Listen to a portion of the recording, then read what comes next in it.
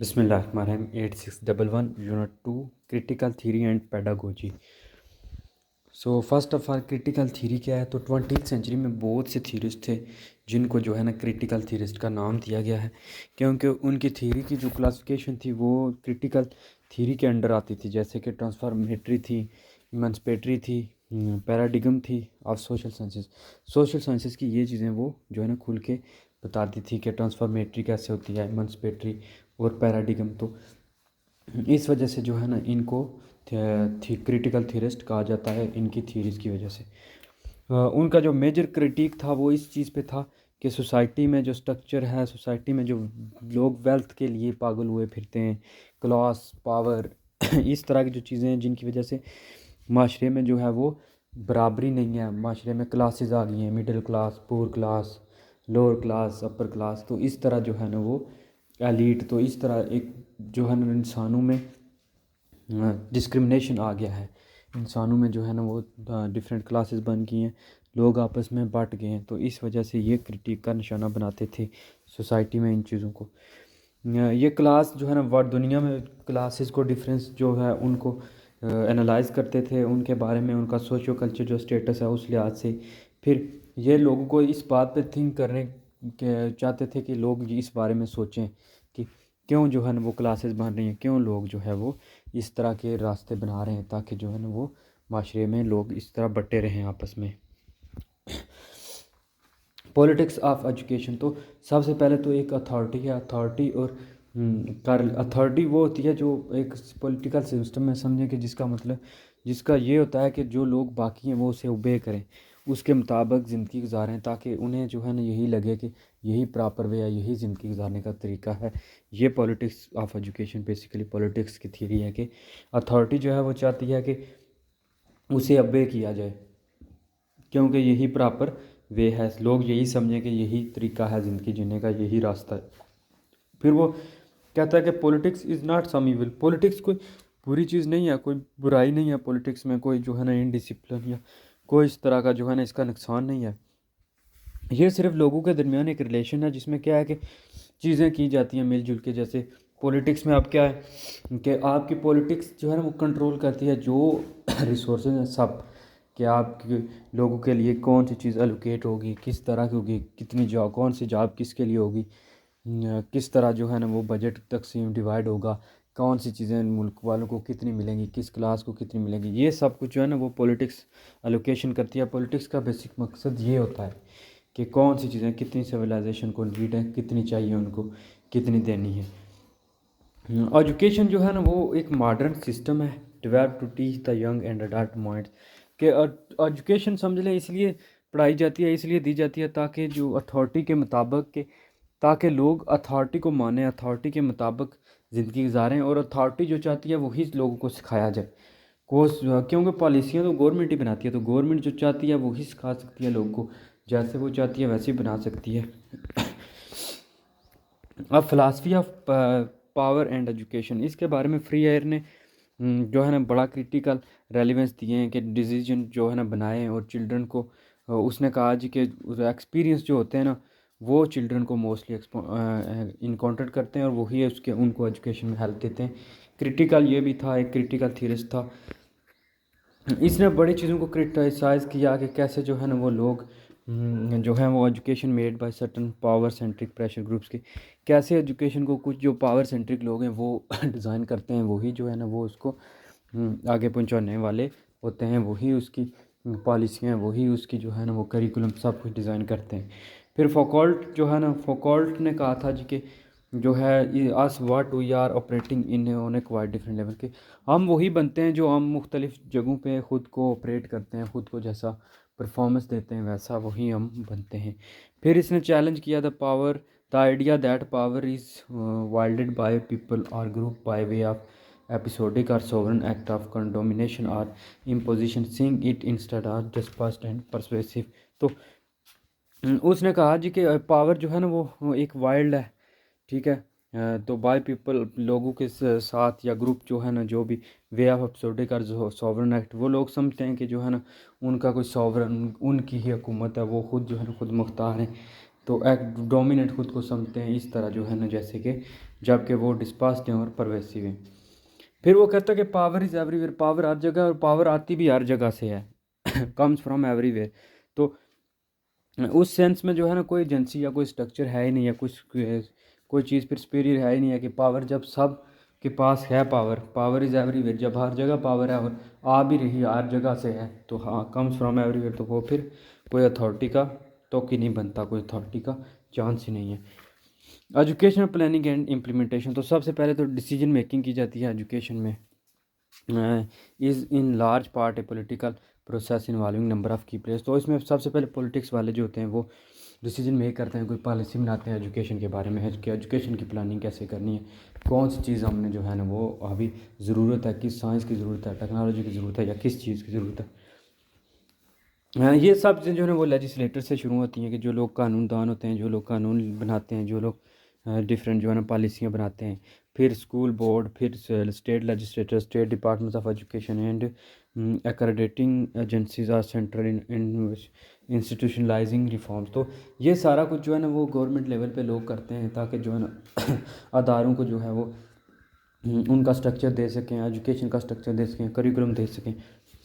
ये सब चीज़ें उनसे ही शुरू होती हैं जो कानून वाले लोग बैठे हुए हैं, जो लोग बैठे हुए हैं कानूनदान हैं, जो लेजिस्लेटर में बैठे हुए हैं या जो पार्लियामेंट में बैठे हुए हैं या एजुकेशन के डिपार्टमेंट में। Education related decision by official at all level of government में भी इन्फ्लुएंस बाय वेरियस कंसर्न। तो जो भी एजुकेशन रिलेटेड डिसीजन होते हैं वो ऑफिशियल्स लेते हैं गवर्नमेंट लेवल पे, और वो सारे को जो है ना वो सबको इन्फ्लुएंस करते हैं, क्योंकि उनके मुताबिक ही पॉलिसियाँ बनाई जाती हैं और वो सब को ले लेते हैं उससे पॉलिसी में कि किस टीचर के बारे में क्या है, स्टूडेंट्स के बारे में क्या करना है। पावर ट्रिकलेस डाउन, तो टॉप लीडरशिप अब जो है ना वो सबसे पहले पॉलिटिकल लीडर्स और पॉलिसी मेकर्स। तो पॉलिटिकल लीडर्स जो टॉप में सबसे आते हैं कि जो ऊपर पॉलिसियाँ बनाते हैं वो हैं पॉलिटिकल जो लीडर्स हैं हमारे, और पॉलिसी मेकर्स हैं, ठीक है, जो पार्लियामेंट में बैठे होते हैं। मिडिल में आते हैं regional district officer, institution heads के डीओ वगैरह जो डिस्ट्रिक्ट्स में होते हैं, डिस्ट्रिक्ट ऑफ एजुकेशन ऑफिसर। फिर रीजन में होते हैं जैसे हैं जी डिवीजन वगैरह में। फिर इंस्टीट्यूशन हेड्स होते हैं, कोई दारों के हेड मास्टर वगैरह, प्रिंसिपल वगैरह। देन आते हैं क्लासरूम मैनेजमेंट, आते हैं जाके टीचर्स के। टीचर्स फिर रोल प्ले करते हैं, टीचर्स क्लास को मैनेज करते हैं और क्लास में उन चीज़ों को अप्लाई करते हैं। Do people have voice, who has a voice, तो क्या लोग बोलते हैं, लोगों को इसमें कोई है चांस, लोगों का इसमें कुछ है कि वो इसमें कुछ सवाल उठा सकें या इसमें उनको कोई किरदार है।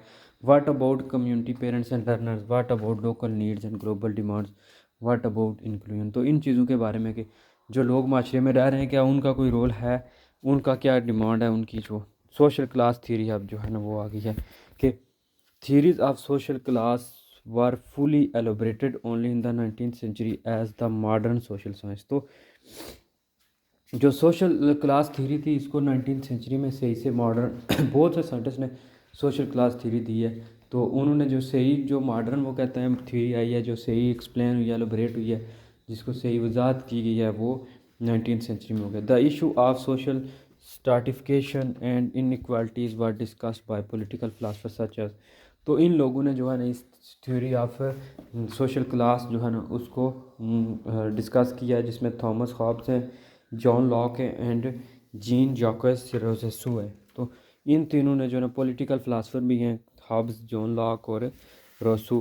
तो ये जो है ना इन्होंने इस थ्योरी ऑफ सोशल क्लास को डिस्कस किया, इसको फुल मॉडर्न वे में डेवलप किया कि इसको सोसाइटी में जो क्लासेस हैं, सोसाइटी में जो बनती हैं क्लासेस, इनका सारा रोल क्या है। French and English writer in the late 18th and early 19th century put forward the idea that a society form of political life is determined by the non-political elements in society such as the economic system and the family। तो वो कहता है कि society का जो political life है वो आप उसकी नॉन पॉलिटिकल लाइफ से डिटरमिन कर सकते हैं, जैसे कि इकोनॉमिक सिस्टम या फैमिली बंदे की कैसी है, उस लिहाज से वो चीज़ें डिपेंड करती हैं कि वहाँ की पॉलिटिक्स क्या होगी उस सोसाइटी की, कि जो उसकी फैमिली और उसके जो इर्द गिर्द का माहौल, जो उसके इकोनॉमिक सिचुएशन है, वही डिसाइड करेगी कि उस बंदे का पॉलिटिक्स में क्या रोल है उस सोसाइटी का। सोशल क्लास थ्योरी, फिर कार्ल मार्क्स जो है ना वो भी एक जर्मन फ़िलासफ़र थे, ठीक है, पॉलिटिक्स के फ़िलासफ़र थे, पॉलिटिक्स के बारे में इन्हें अपनी एक थ्योरी दी थी कैपिटलिज्म के, ये बड़े अगेंस्ट थे। तो सोशलिज्म को और जो है ना वो कम्युनिज़म, फादर ऑफ कम्युनिज़म भी इन्हें कहा जाता है। मार्क्सिस्ट भी इनको कहते हैं, मार्क्सिस्ट इनकी थ्योरी जो लोग इन्हें मानते हैं उनको मार्क्सिस्ट कहते हैं। Theory of class elaborated what distinguishes one type of society from other in its mode of production. तो इन्होंने प्रोडक्शन के लिहाज से जो है ना सोसाइटी को डिवाइड किया था कि ये एक अपर क्लास है, जो लोग ऑन करते हैं, जो कैपिटल हैं, जो जॉब्स, जो नौकरी कंट्रोल करते हैं जी के पूरी ऑर्गेनाइजेशन, और दूसरे लेबर्स तबका है। The nature of its economy and division of labour, agriculture, industry, land and trade. तो इन्होंने इन चीज़ों को जो है ना वो हिस्सा अपने एम्फेसाइज किया, इन चीज़ों को पे जो है ना वो बहुत ज़्यादा गौर किया कि जो लैंड है, जो क्लास है, जो हिस्ट्री है, लेबर है, इन चीज़ों पे। And each mode of economy in genders are distinctive class system in which one class controls the process while other classes are provider of services to the dominant class। तो इसमें एक class पूरी company को control करती है, वो capital है वो, और दूसरी जो है ना लेबर तबका है जो उनके लिए सर्विस करते हैं, उनके लिए खिदमत करते हैं। अब जर्मन जो सोशियोलॉजिस्ट है मैक्स वेबर, उसने क्वेश्चन किया the importance of social classes in the political development of modern society, pointing out that religious pattern, nationalism and other factors played significant role. तो मैक्स वेबर ने जो है ना वो उसने भी सोशल क्लासेस की इंपॉर्टेंस पे पॉलिटिक्स में जो है ना वो ज़ोर दिया, क्वेश्चन किया, और उसने कहा कि जो है ना कि रिलीजियस पैटर्न्स, नेशनलिज्म के लोगों को नेशन से कितना प्यार है, मुल्क से कितना प्यार है, और इस तरह के जो फैक्टर्स हैं वो इम्पोर्टेंट रोल प्ले करते हैं पॉलिटिक्स में, कि लोगों को पैट्रियटिज्म कितना है, वो रिलीजियस पैटर्न उनका क्या है, ये सब चीज़ें। और सोसाइटी को भी यही जो है ना वो सोशल क्लास भी यही डिसाइड करते हैं। Weber proposed limiting the concept of class to impersonal income distinction between groups, thereby distinguishing economic class from social status or political hierarchies। तो उसने जो है ना वो डिस्टिंक्शन बताया, इनकम डिस्टिंक्शन बताया कि बहुत से लोग जो है ना उनमें इनकम का डिफरेंस है। फिर उसने इन चीज़ों को डिस्टिंग्विश किया, अलग अलग किया कि इकोनॉमिक क्लास, सोशल क्लास से और पॉलिटिकल हायरार्की से। जो मैक्स वेबर थे उन्होंने अलग अलग कर दिया कि आप जो है ना वो सोशल एक अलग चीज़ है, जो है वो इकोनॉमिक स्टेटस एक अलग चीज़ है, पॉलिटिकल हायरार्कीज जो है ना वो अलग चीज़ है। सोशल रिप्रोडक्शन कैसे होते हैं, अब बोर्डियो ने जो है ना उसके social reproduction thesis focus research on the relation between education, family and social classes. तो सोशल रिप्रोडक्शन के बारे में जो है ना बोर्डियो ने कहा था, उसने एक फ़ोकस किया, रिसर्च की बहुत ज़्यादा कि एजुकेशन, फैमिली और सोशल क्लासेस में क्या डिफरेंस है, क्या रिलेशन है इन चीज़ों में अपना, कि किस फैमिली में जो है ना एजुकेशन का फैमिली से क्या रिलेशन है, फैमिली कैसी होगी तो वहाँ के लोग ज़्यादा एजुकेशन की तरफ माइल होंगे, या क्या जो है ना सोशल क्लासेस क्या एजुकेशन में रोल प्ले करती है। फिर बोर्डियो जो है argued that education plays an important role in heading and abetting the reproduction of social inequality and social exclusion. तो उन्होंने कहा कि ये एजुकेशन बड़ा इंपॉर्टेंट रोल प्ले करती है, कि हेल्प करती है, और जो है ना reproduction of social inequality and social exclusion के एजुकेशन की बेस पे भी जो है ना माशरे में बड़ी क्लासेस बनती हैं, सोशल इनइक्वालिटी आती है एजुकेशन के लिहाज से, और सोशल एक्सक्लूजन भी हो जाती है कि लोग क्लासेस में बढ़ जाते हैं एजुकेशन की वजह से भी। फिर कल्चरल कैपिटल में आता है कि वो लोग जो hold central importance in the process of social reproduction. तो कल्चर जो कैपिटल है वो सोशल रिप्रोडक्शन में बड़ा अहम रोल अदा करता है, because inequalities in culture capital reflect inequalities in social class. तो जब कल्चर में इनइक्वालिटी होगी, कल्चर में मसवात नहीं होगी, गैर मसवात होगी, तो फिर जो है ना सोशल क्लास में भी अचानक जो है वो गैर मसवात होगी। जब लोग कल्चरली एक दूसरे से डिफरेंट हो गए, उनके कल्चर, उनकी सोचें डिफरेंट होगी, उनका पहनना ओढ़ना ये सब कुछ डिफरेंट होगा, तो वो फिर ज़रूर जो है वो क्लासें भी उनकी डिफरेंट होगी, उनका जो है सोशल क्लास भी। Success in the education system is supported by the possession of culture capital end of upper class habits. Lower class students do not in general have this trade, so the failure of the majority of this students is unavoidable. तो वो कहता है कि success जो है education system में वो भी मोस्टली कल्चर कैपिटल ही से सपोर्ट की जाती है। जो अपर क्लास के लोग होते हैं उनकी हैबिट्स देखी जाती हैं। वो कहता है लोअर क्लास के स्टूडेंट तो जनरल उनमें ये ट्रेड्स होती ही नहीं है, उनको वो अगर फेलियर भी हो जाए तो उनको अवॉइड कर दिया जाता है, अवॉइडेबल होते हैं, उनको लोग निगलेक्ट कर देते हैं, ठीक है। लोग फोकस ही अपर क्लास वाले करते हैं, कैपिटल कल्चर, जो लोग कल्चर को जो है ना वो प्रमोट करते हैं, जो कल्चर को रिप्रेजेंट कर रहे हैं, लोग फोकस ही उन पे कर रहे हैं। फिर बॉर्डियो ने कहा जी कि कल्चर कैपिटल जो है ना वो कंसिस्ट करता है of familiarity with the dominant culture in a society and specially the ability to understand and use educated language. तो बॉर्डियो कहता है कि वो जो कल्चर कैपिटल है वो उनमें फेमिलियरिटी है, उनमें डोमिनेंट कल्चर सोसाइटी में है, और वो डोमिनेंट कल्चर को जो है वो सपोर्ट करते हैं, उनके पास वो डोमिनेंट कल्चर को जो है ना वो सपोर्ट करते हैं सोसाइटी में, और वही जो होते हैं ना अंडरस्टैंड करते हैं और एजुकेटेड लैंग्वेज को यूज़ करते हैं जो लोग कल्चरल कैपिटल हैं। फिर it is evident that the possession of culture capital varies with social class, this makes it very difficult for lower class people to succeed in the education system. तो फिर वो कहता है कि कल्चर कैपिटल जो है ना वो डिफरेंट क्लासेस में डिफरेंट तरह का है, ठीक है, सोशल क्लासेस में, जिस वजह से जो लोअर स्टूडेंट है, जो लोअर पीपल हैं, जो लोअर क्लास के शागिर्द हैं, उनके लिए एजुकेशन सिस्टम में सक्सीड होना बहुत मुश्किल है, क्योंकि कल्चर कैपिटल ही कंट्रोल कर रहे हैं सब कुछ, उनके वो उनका पास होना, उनका सक्सेस बहुत ज़्यादा मैटर करता है। तो लोअर क्लास के लिए बड़ा डिफ़िकल्ट है कि वो लोअर क्लास के स्टूडेंट्स के लिए, लोअर क्लास के लिए कि वो इसमें कोप कर पाएँ, इसमें जो है वो एडजस्ट कर पाएँ।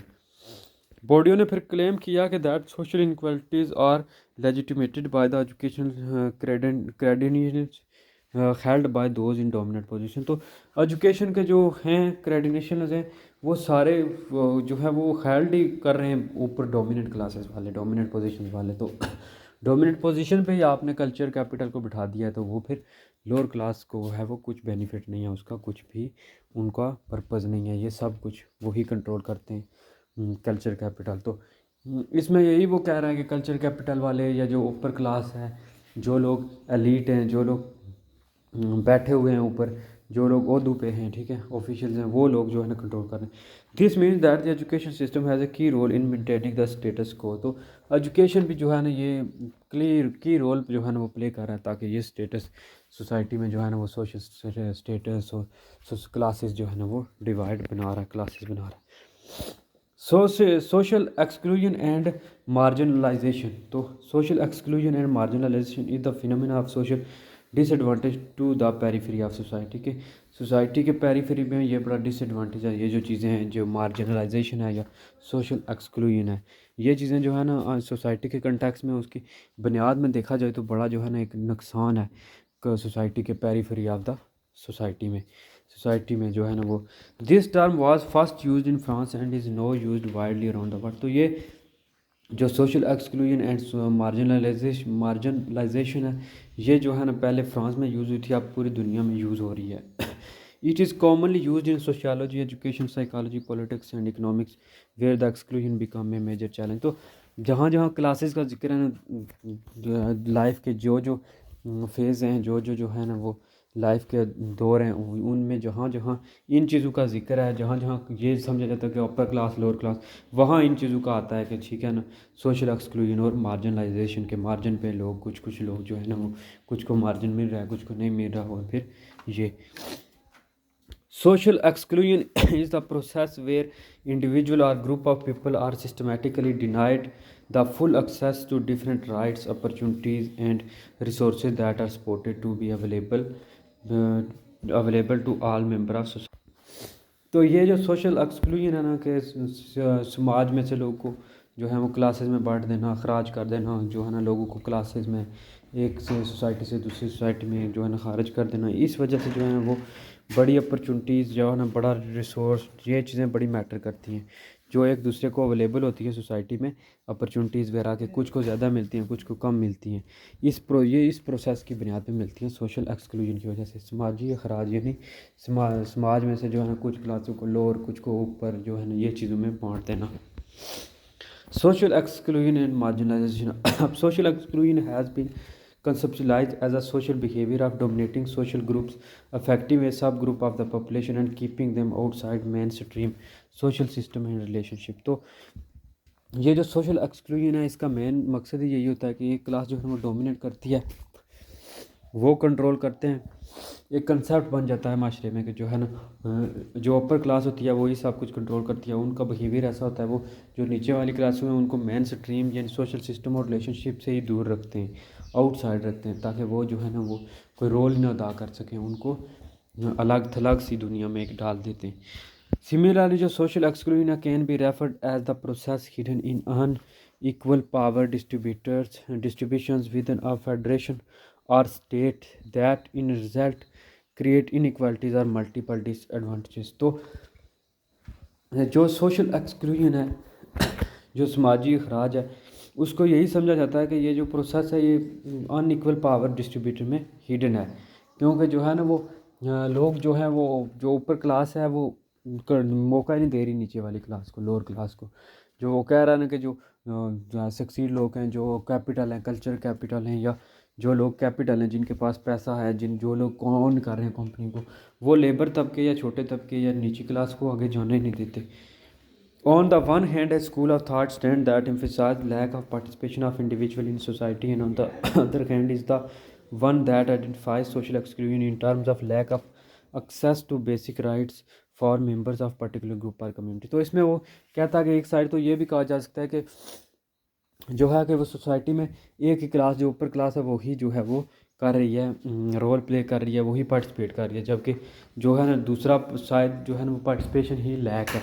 तो दूसरी तरफ ये भी जो समझा जाता है कि जो बेसिक राइट्स हैं ह्यूमन के, वो या कम्युनिटी के, उनके में भी लैक है, कि वो जो है वो असूल, वो राइट्स, वो जो चाहिए एक बंदे को नॉर्मल नीड्स हैं, वो भी उस तक, वो उन तक भी उसकी रसाई नहीं है। तो ये जो है ना वो डिफरेंस बताते हैं कि दोनों एक हाथ जो है ना वो ये है कि अपर क्लास जो है ना वो लोअर क्लास पार्टिसिपेट ही नहीं कर रही, अपर क्लास ही सब कुछ जो है ना वो कर रही है, वही जो है ना रिसोर्सेज का यूज़ कर रहे हैं, वही लगा रहे हैं। दूसरी तरफ ये भी है कि जब आप जो है ना वो कि क्लास को पहुंचने नहीं दे रहे बेसिक राइट्स तक, उसकी एजुकेशन तक, तो वो फिर क्या क्या जो है ना वो इक्वालिटी आएगी। In terms of who or what is generating exclusion and important aspects is casual role of diverse agents ranging from religiosity and globalization to excluded individuals and group themselves। तो इस टर्म में ये भी समझा जाता है कि कौन या क्या है जो जनरेट कर रहा है एक्सक्लूजन, जो है ना वो अखराज कर रहा है, जो लोगों को क्लासेस में बांट रहा है। ये एस्पेक्ट जो है ना बड़ा कैजुअल रोल प्ले करता है। इनमें जो एजेंट्स हैं वो रिलीजियस, जो ग्लोबलाइजेशन जो है ना वही लोगों को जो है वो लोग खुद एक दूसरे को बांट रहे हैं ग्रुप्स में। अब फैक्टर्स ऑफ सोशल एक्सक्लूजन, जो सबसे पहले नेचुरल फैक्टर्स हैं कि जियोग्राफिक और क्लाइमेटिक के। जियोग्राफी डिपेंड करती है, जियोग्राफी पे बड़ा डिपेंड करता है कि सोशल क्लास पे। फॉर एग्ज़ाम्पल जो है ना एशिया में आप देख लें कि अभी पाकिस्तान में आप देख लें बहुत लोग क्लासेस का बड़ा जो है ना वो है, गरीब अमीर जो है बड़ा जिक्र होता है इसका।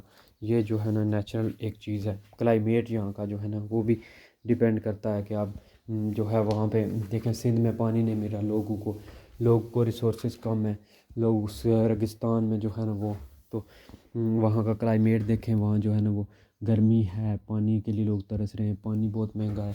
तो इस तरह जो है ना ये चीज़ें भी क्लाइमेट जो है ना वो वहाँ का जो आब व हवा है, जो जियोग्राफी का एक इलाके की, वो भी डिपेंड करती है। स्ट्रक्चर में क्या है, इकोनॉमिक और एसोसिएशन। इकोनॉमिक क्लासेस आप मेन सिटी में देखें और फिर जो है ना आपने विलेज में देखें कि इकोनॉमिक लोगों की इकॉनमी का क्या जो है ना वो है, मुल्क की इकॉनमी आप देखें कि कैसे है। जो बंदा ज़्यादा वो है पार्टिसिपेट करता है वो खुशहाल है, जो ज़्यादा ग्रो कर रहा है, ज़्यादा रिसोर्स का यूज़ कर रहा है। इस तरह से लोग किस तरह करते हैं, मिलजुल के कितना काम कर रहे हैं, एसोसिएशन कैसी हैं हमारे मुल्क में, जो हैं वो ऑर्गेनाइजेशंस कैसी हैं। कल्चरल में ट्रेडिशन और रिलीजन क्या है, ठीक है, ट्रेडिशन जो है ना वो वहाँ के रस्म व रवाज क्या हैं, और रिलीजन कौन सा है, रिलीजन भी डिपेंड करता है, ये सब कंट्रोल करते हैं। कैन एजुकेशन ब्रेक स्टेटस क्यो, तो क्या जो है ना एजुकेशन स्टेटस को जो है ना ये जो क्या हुआ है, ये जो बन रही है सोसाइटी में क्लासेस, ये ब्रेक कर सकता है, इसको ख़त्म कर सकता है। What is the way forward, क्या करना चाहिए, क्या आगे होना चाहिए।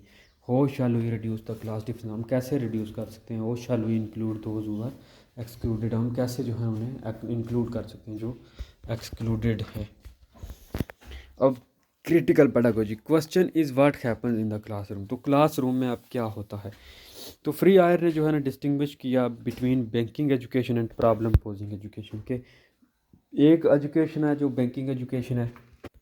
अच्छा, बैंकिंग एजुकेशन है जो क्या करता है, जो इकोनॉमी पैसे के रिलेटेड, और दूसरी है प्रॉब्लम पोजिंग एजुकेशन जो प्रॉब्लम्स के रिलेटेड है।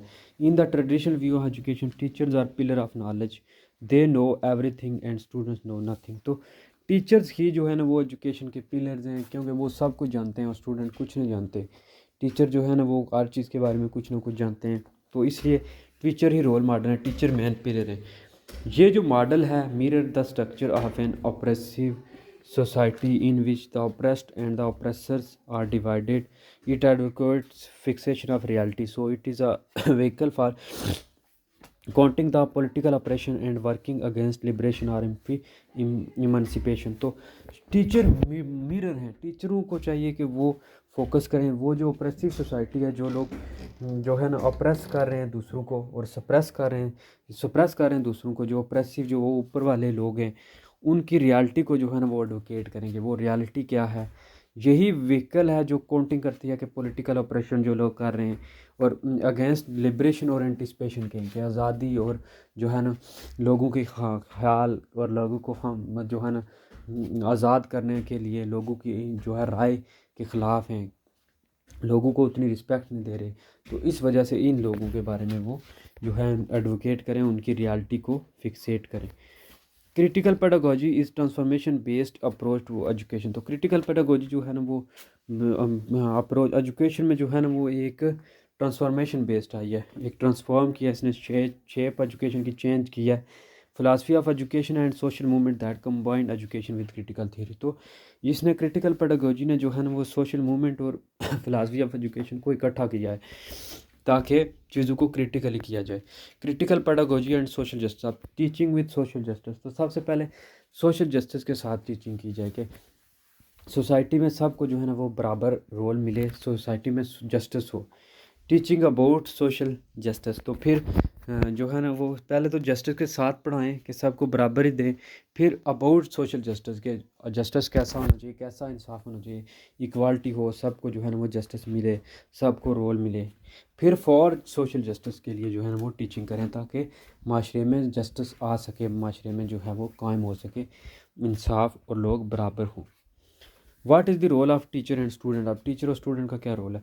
तो as a pioneer or to this approach, Dewey जो थे, जॉन डेवी, वो बिलीव करते थे कि learning through problem solving and practical application lead students to take a more active role in determining their experience and position within society. तो students को जब मोर actively आप टीच करेंगे, वो लर्न करेंगे, वो ही स्टूडेंट फिर जो है ना जाके उन्हें लीड करेंगे। स्टूडेंट्स वही जो है ना रोल अदा करेंगे कि और एक्सपीरियंस करेंगे कि उनकी माशरे में क्या पोजीशन है और क्या होनी चाहिए और कैसे वो जो है ना वो ये बराबरी ला सकते हैं।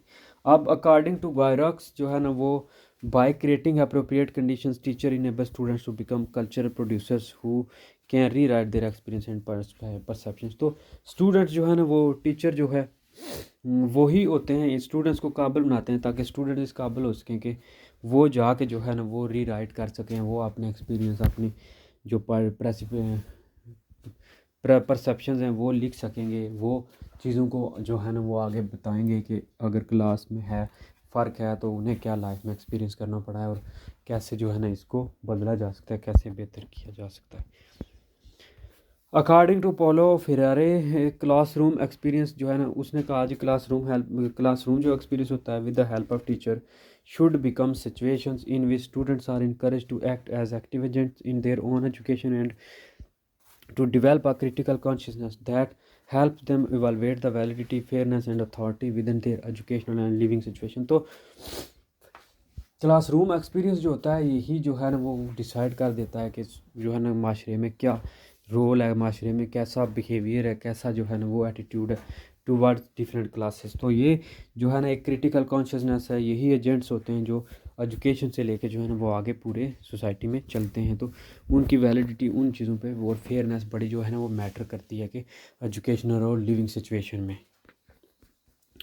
इफेक्टिव पेडागोजी द प्रैक्टिस है the purpose of the educators and the educated the leader and the followers in a dialogue between equal partner is called praxis। तो इसमें जो है ना इक्वली जब टीचर स्टूडेंट, जब एजुकेटर और एंड द एजुकेटेड जो लोग हैं वो बात करेंगे, फॉलो करेंगे एक डायलॉग को इक्वल वे में, तो उसको कहते हैं प्रैक्टिस, ठीक है। दूसरी है डायलॉग। फिर रिचर्ड पॉल ने कहा से similarly that dialogical thinking is inherent to critical thinking. तो क्रिटिकल थिंकिंग की ये इनहेरेंट है, वहाँ से क्रिटिकल थिंकिंग डायलॉजिकल थिंकिंग से ही आती है।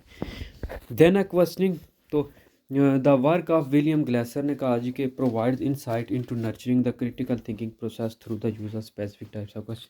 तो क्वेश्चनिंग बड़ी इंपॉर्टेंट चीज़ है। क्वेश्चनिंग आप करेंगे तो वो जो है ना चीज़ें और आसान होंगी, वो और जो है ना वो मज़े की होंगी, नर्चर होंगी, इनसाइट जो लर्निंग है वो ज़्यादा काम देगी। थैंक यू, अल्लाह हाफिज़।